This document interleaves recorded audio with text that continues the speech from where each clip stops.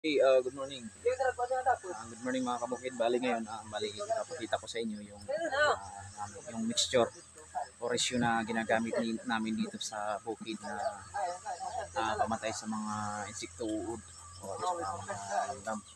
So yung common na ginagamit namin dito pag prevention, yung brodan. Brodan lang yung ginagamit namin pag prevention. Pero pag severe na talaga yung peste, sobra na, saka yung uod. So gumagamit na kami ng iba. Tulad ng gold inside yan to yung gold rush, tapos starkle, depende rin sa insekto na mayroon dito sa bukid. Kasi mga kabukid, pag wala kang mga chemical, hindi tayo makaka-harvest kasi pag maraming tanim, maraming insekto. Yan po yung logic. Kumbaga pag may mga tanim, may mga insekto, may uod. So bali mga kabukid, ngayon ipapakita ko sa inyo yung kung ilang dami, kung ilang ml yung ginagamit namin sa 25 liters na tubig sa knapsack sprayer. So bali dito mga kabukid, yung ratio na ginagamit ko pag prevention lang, so 40 ml sa 25 liters. Pero pag pag may sobra ng insekto at saka uod, yung ginagawa ko, dinodobli ko.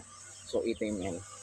So yung brodan, magaling to sa mga uod, yung walang mga pako, yung mga pako na uod, mga insekto, yung langgam, kagad to na tataboy yung langgam. So after namin magta-transplant, so kagad namin ini-sprayan ng brodan. Yan po. So bali ito mga kabukid, hindi ko to pinopromote, bali pinakikita ko lang sa inyo para rin makatulong sa mga tulad ng mga mahilig magtanim. Bali ngayon mga kabukid, kasi prevention lang, 40 ml lang yung gagamitin natin. Pansin nyo yung natin, yan. So pagkita ko yung 40 ml. Medyo mabango to. Yan, 40 ml.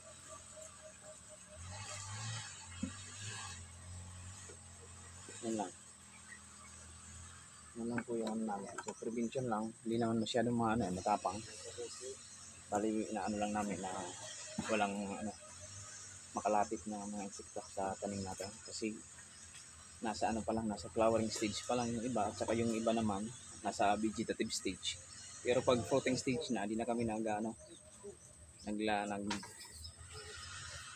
nagbibigay ng insecticide after na harvesting ng bibigay. Kasi yung nito, kumbaga yung duration ng chemical dyan sa tanim, at least mga 5 to 7 days. Yan po yung niya, dapat interval. So ngayon, yan po, bali 25 liters yung tubig, so 40 ml prevention. Pero pag pwede naman 50 ml sa pwede rin 50 ml dito sa 25 liters, pero sa akin 40 ml lang. Din sa 16 liter naman, lang yung ilalagay nyo mga kabukid, dapat 20 ml lang pag prevention. Pero pag pag nagko-control na kayo sa 16 liter na knapsack sprayer, dapat nasa 40 ml. Yan po. So yan lang po mga kabukid, tips ko lang yan para sa tulad kong mga mahilig magtanim. Okay, pinaka-importante sa lahat yung bago ka makalimutan o bago ka mag-spray, dapat meron ka nito protective mask para sa mga chemical, kasi delikado pag wala kang mask. Kasi yung nagmi-mist kasi yung power sprayer kasi napakalakas mga kabukid, kaya importante mayroon kang gas mask. Then pangalawa, mayroon kang ganito para hindi yung chemical mapunta sa ganyan. So dapat naka-complete, naka-shields. Then yung pangapat, meron kang raincoat Yan po, ito yung importante na rin. Kasi mga kabukid, pag dinadala mo na yung, yung chemical o yung napsal sprayer, yung nangyayari, hindi may iwasan yung matapon, mag-leak. Hindi talaga may iwasan yan. Kaya kailangan natin to. So, dapat mayroon kang raincoat para hindi yung mga chemical na natapon hindi punta sa katawan mo o sa pangit, sa balot mo. Napakadelikado yan. Yan po. So, the napsak sprayer, yun na. Let's go.